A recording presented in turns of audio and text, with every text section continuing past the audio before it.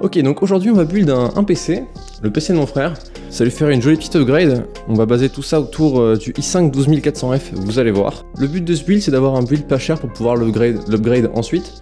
Bon, on connaît tous la situation des cartes graphiques en ce moment, donc ça sert à rien de forcer là-dessus. La strat, ça va être de garder sa GTX 1050 Ti qu'il y a dans son ancien PC qu'on va mettre dans le nouveau. Bon, on va l'accompagner avec le joli i5 12400F. On pourrait littéralement mettre une 3090, ça irait très bien avec. Tout ça en plus, à moins de 200 €, franchement, pour un processeur aussi bon dans le gaming, c'est carré. Pour le reste des specs, vous allez voir, on est parti avec 16 Go de RAM en DDR4, hein, pas DDR5, je suis pas fou non plus. Sinon, niveau alimentation, bon, on s'est pas fait chier, on est parti sur 500 watts, largement suffisant, surtout pour une 1050 Ti qui a même pas besoin de câble pour être alimenté. Niveau refroidissement, vous allez voir, on est parti avec le Arctic Freezer 34 et il y a eu 2-3 boulettes, hein, vous allez voir. Sinon, on a build tout ça dans le MSI Magforge 100R, 100M, 100R, je sais plus. C'est vraiment un boîtier qui est franchement pas cher pour avoir 3 ventilateurs et une façade en mèche et un boîtier franchement plutôt stylé, c'est carré. Hein. Bon bah on va commencer à assembler tout ça, c'est parti.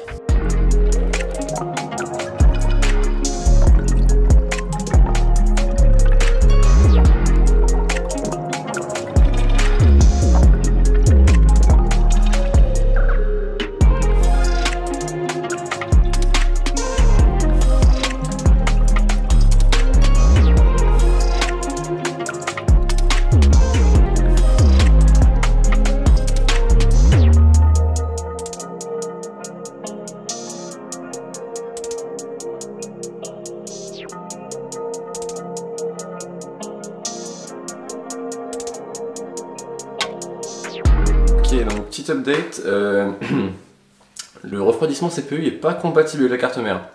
Let's go, on va devoir attendre encore une bonne semaine si c'est pas plus du coup. Et je vais peut-être devoir laisser ça en plan.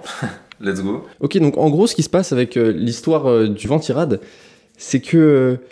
ouais, bah en fait, dans la boîte, il n'y a pas le bracket pour le socket 1700 de la 12e gêne. T'es bien gentil, frérot, hein, mais chez Arctic, il donne pas de bracket par défaut dans le truc. Du coup, ce que j'ai dû faire, c'est envoyer un formulaire pour leur prouver que j'ai acheté un processeur de 12e gêne, pour qu'ils m'envoient, heureusement gratuitement, merci Arctic, le kit pour pouvoir le mettre sur la carte mère et que ça marche sans problème. Yes, du coup, heureusement que Arctic est basé en Allemagne, du coup, la Deutsche Post m'a envoyé le bracket pour le Ventirad.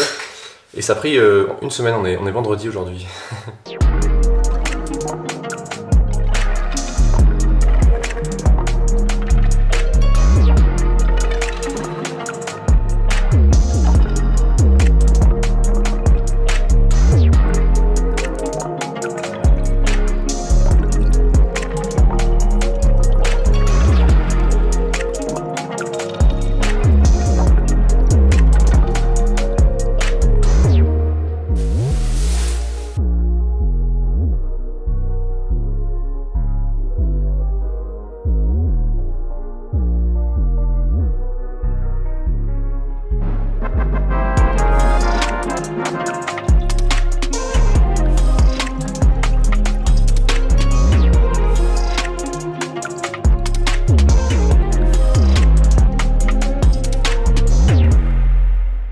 Aussi par contre, vrai délire, quand vous designez des cartes mères ou des boîtiers, pourquoi est-ce que à chaque fois c'est aussi chiant de brancher le front panel quoi? Tu vois les petits câbles là qu'il faut pour brancher le bouton power, c'est insupportable, c'est trop chiant. C'est-à-dire que quand tu branches le truc dans la carte mère, tu veux brancher, mettons power LED ou un truc comme ça, tu vois, tu en branches un, tu veux en brancher un autre, tu débranches le premier, c'est une énorme galère. Les gars, je vous promets, s'il y a des entrepreneurs là, qui regardent cette vidéo, designer un truc pour qu'on ait une petite case, une sorte d'adaptateur, tu vois. Comme ça, genre tu branches tes câbles un par un du front panel dedans et ensuite ce truc tu mets dans le boîtier. Parce que moi personnellement, j'ai allumé le PC avec un tournevis parce que c'est insupportable à brancher le front panel. Et aussi, oh là là, quelle erreur. Oh là là, quelle erreur. J'ai oublié de visser les entretoises.